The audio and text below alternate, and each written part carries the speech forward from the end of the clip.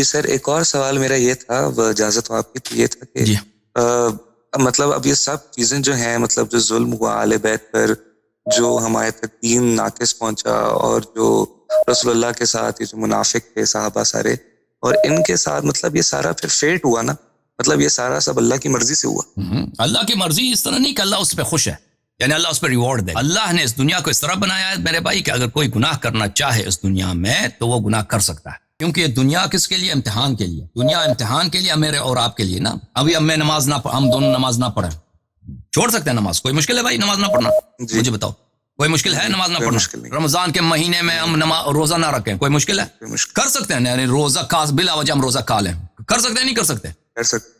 ہاں، یہ اللہ نے یہ ہمیں یہ آپشن دیا ہے، اختیار دیا. یہ دنیا اختیاری ہے، جبر نہیں ہے اس دنیا میں کہ آپ مجبور ہیں روزہ رکھنا ہی پڑے گا. نہیں، آپ اللہ نے واجب کیا ہے کہ روزہ رکھو، اب نہیں رکھتے اس کا گناہ ہے، قیامت کے دن جواب دینا ہوگا. لیکن آپ اگر چاہو تو نہ کرو. لیکن یہ سب اللہ تعالیٰ نے سسٹم یہی بنا ہے. یہ اللہ کے ارادے سے ہوا؟ جی اللہ کے ارادے سے ہوا. اللہ نے یہ ارادہ کیا ہے، لیکن اللہ نے کیا یہ راضی اللہ اس بات پہ ہمیں ریوارڈ دے گا کہ ہم روزہ نہ رکھیں؟ ہم روزہ کرتے ہیں بھائی، اللہ یہ تو اللہ کی مرضی سے ہے، ہمیں کوئی ملامت نہ کرے، ہمیں بلا نہ کہو. تو پھر تو اگر یہ ہے نا، پھر دنیا میں جتنے لوگ برے کام کرتے ہیں نا، کوئی قتل کرتا، کوئی آپ کا پیسہ اٹھا لیتا ہے، تو اس کو برا نہ کہو، کیونکہ اللہ کی مرضی سے ہوا. اہل بیت علیہ السلام پہ ظلم ہوا ہے، اللہ کی مرضی سے ہوا. بھائی اللہ مرضی کیا؟ مرضی اس کو بولتے ہیں مرضی، رضا. اللہ کی رضا یعنی اللہ اس بات پہ ریوارڈ دے گا، اللہ اس بات پہ ثواب دے گا. نہیں، اہل بیت علیہ السلام پہ جو ظلم ہوا ہے اللہ نے اس کا حکم نہیں دیا. اللہ نے کہا کہ ظلم نہ کرو، کسی پہ بھی ظلم نہ کرو، چاہے بالخصوص انبیاء علیہ السلام پر، بالخصوص اوصیاء پر، ان سے محبت کرو، ان کی اطاعت کرو، ٹھیک ہے نا، اور ریوارڈ بھی کوئی نہیں دے گا. لیکن اگر کوئی چاہے، بھلے جی ہاں، ابھی آپ جائیں بم رکھ دیں خانہ کعبہ میں، نستجیر بم رکھ سکتے ہیں. اگر کوئی ہمیں پکڑے نا تو رکھ سکتے ہیں بھائی، ٹھیک ہے. کوئی کسی مسجد میں لوگ بم رکھتے ہیں، لوگ مرتے ہیں، تو خانہ کعبہ میں بھی ہو سکتا ہے. پہلے بھی مسلمانوں نے کیا، خانہ کعبہ کو مسمار کیا مسلمانوں نے.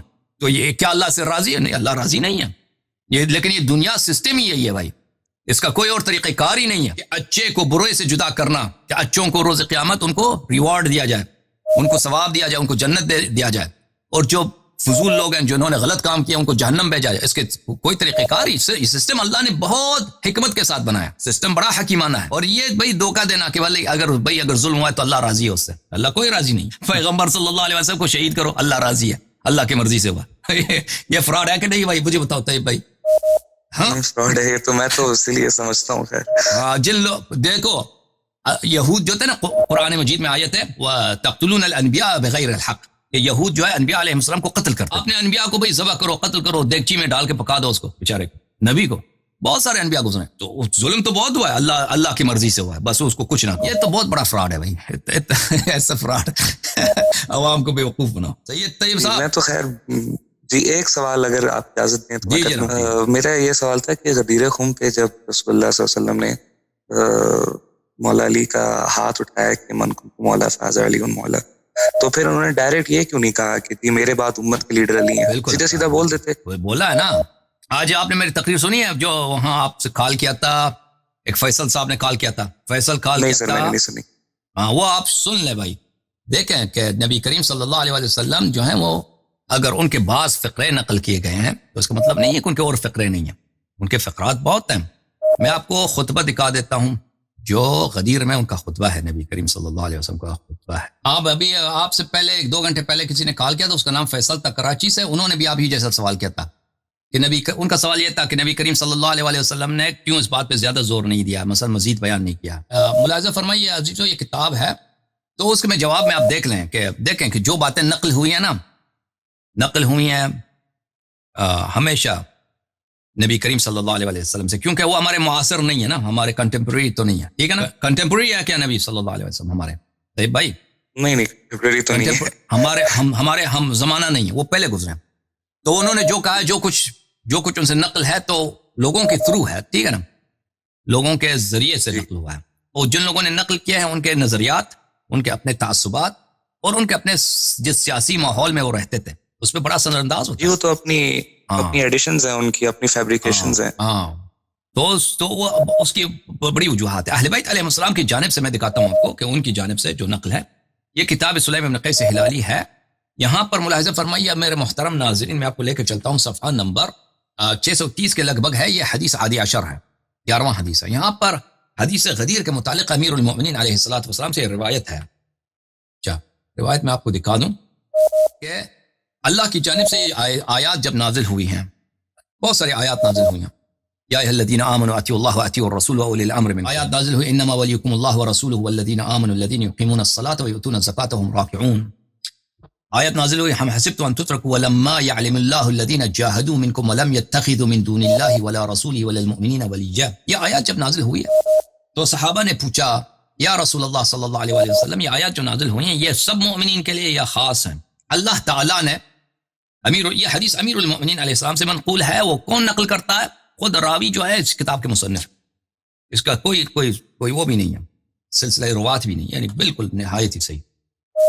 تو یہ جب لوگوں نے سوال کیا تو اللہ نے اپنے حبیب صلی اللہ علیہ وسلم کو حکم دیا ان یعلمہم ولاۃ امرہم ویفسر لہم من الولایہ ما فسر لہم من صلاتہم وزکاتہم وصومہم وحجہم۔ نبی کریم صلی اللہ علیہ وسلم کو اللہ نے حکم دیا کہ امامت کا اعلان کرو، ولایت کا اعلان کرو، جیسے تم نے نماز سکھایا، زکوٰۃ سکھایا، حج سکھایا، اسی طرح سکھا دو ان کو سب کچھ۔ تو رسول اللہ صلی اللہ علیہ وآلہ وسلم نے غدیر خم کے مقام پر فنصبنی للناس بغدیر خم، رسول اللہ صلی اللہ علیہ وسلم نے مجھے نصب کیا غدیر خم کے مقام پر۔ پھر فرمایا من کنت مولا فعلی علیہ السلام مولا، یہ فرمایا جملہ فرمایا۔ بہرحال میں اختصار کے ساتھ اس وقت سلمان نے پوچھا تھا، اسی وقت سلمان نے غدیر خم میں سوال کیا تھا یا رسول اللہ ولاء کماذا، یا جو آپ فرماتے ہیں من کنت مولا، مولا یہ ولا سے ولایت سے مشتق ہے، یہ کون سی ولایت آپ کی مراد ہے، کیسی ولایت آپ کی مراد؟ فقال، نبی کریم صلی اللہ علیہ وسلم نے جواب دیا ولاء کولایت من کنت اولا به من نفسه فعلی علیہ السلام اولا به من نفسه۔ اسی وقت نبی کریم صلی اللہ علیہ وسلم نے جواب دیا تھا کہ جس طرح میں اولا ہوں، یہ قرآن کی آیت النبی سورہ احزاب آیت نمبر 6، النبی اولا بالمؤمنین من انفسهم وازواجهم امہاتهم، نبی صلی اللہ علیہ وسلم مؤمنین پر اس طرح حکمران ہیں کہ جتنے ان کے اپنی زندگی پہ حکمرانی ہے اس سے زیادہ ان کو ہے حکمرانی ہے، ٹھیک ہے نا؟ جس طرح مؤمنین کو اپنی زندگی پر اختیار ہے، نبی صلی اللہ علیہ وسلم کو اس سے زیادہ اختیار ہے۔ تو نبی کریم صلی اللہ علیہ وسلم نے فرمایا کہ اسی طرح جس طرح میں اولا بالنفس ہی ہوں، علی علیہ السلام اولا بھی من نفسه۔ تو اس وقت اللہ تعالیٰ نے آیت نازل کی الیوم اکملت لکم دینکم واتممت علیکم نعمتی ورضیت لکم الاسلام دینا۔ تو ابو بکر اور عمر نے اس وقت کھڑے ہو گئے تھے، انہوں نے پوچھا تھا، سوال کیا تھا یا رسول اللہ هذه الآیات خاصۃ فی علی، یہ آیات جو آپ نے آیتیں پڑھی اطیعوا اللہ واطیعوا الرسول واولی الامر منکم، یہ صرف علی علیہ الصلوۃ والسلام کے لیے ہے، اور یہ جو آپ نے کہا کہ ان کا حکم اسی طرح چلے گا جس طرح میرا حکم چلتا ہے، جس طرح آپ کو اپنی زندگی کا اختیار ہے اس سے زیادہ علی علیہ السلام کو آپ کی زندگی کا اختیار ہے، تو یہ صرف علی علیہ السلام کے لیے؟ تو رسول اللہ صلی اللہ علیہ وسلم نے کہا جی نہیں، بلا کا مطلب ہے یعنی جی نہیں، بلا کا کیا مطلب ہے یعنی فیہ وفی اوصیاء الی یوم القیامہ، علی علیہ السلام کے لیے اور میرے اوصیاء جو روز قیامت تک آئیں گے۔ تو ابو بکر اور عمر نے پوچھا یا رسول اللہ صلی اللہ علیہ وآلہ بینہم لنا، ان کو بیان کریے وہ کون ہے آپ کے اوصیاء قیامت تک؟ تو فرمایا علی اخی، علی میرے برادر ہیں، وہ وزیری اور میرے مشکل کشا ہیں، وہ وارثی، وزیر کس کو بولتے ہیں؟ وزیر وہ شخص جو آپ کی مشکلات کو آسان، آپ کا بوجھ ہلکا کرنے والا، وزیر یعنی میرا بوجھ ہلکا کرنے والا، وہ وارثی میرے وارث ہیں، وہ وصی میرے وصی ہیں، وہ خلیفتی اور میرے جانشین فی امتی میرے امت پر، وہ ولی کل مؤمن بعدی اور میرے بعد ہر مؤمن کے ولی ہیں، ثم ابنی الحسن ثم ابنی الحسین، پھر میرا بیٹا حسن، پھر میرا بیٹا حسین، ثم تسعۃ من ولد ابنی الحسین، اور پھر 9 امام آئیں گے حضرت امام حسین علیہ السلام کے نسل سے، واحد بعد واحد، ایک دوسرے کے بعد، القرآن معہم وہم مع القرآن، قرآن ان کے ساتھ ہے اور وہ قرآن کے ساتھ ہے، لا یفارقونہ ولا یفارقہم حتی یرد علی الحوض، علی حوضی، جب تک وہ حوض کوثر پہ مجھ پہ وارد نہیں ہوتے، میرے پاس نہیں آتے، یہ ان کے پاس، ٹھیک ہے نا؟ تو یہ الفاظ بہت زیادہ ہیں، اگر آپ اہل بیت علیہ السلام کے کتب کی طرف مراجعہ کریں کہ غدیر خم میں رسول اللہ صلی اللہ علیہ وآلہ وسلم نے کہ میرے وارث سے میرے جانشین ہیں ان کی طاعت کرو، یہ غدیر خم میں اور غیر غدیر خم میں نہایت کثرت کے ساتھ رسول اللہ صلی اللہ علیہ وآلہ وسلم نے فرمایا۔ اوکے جناب؟ جی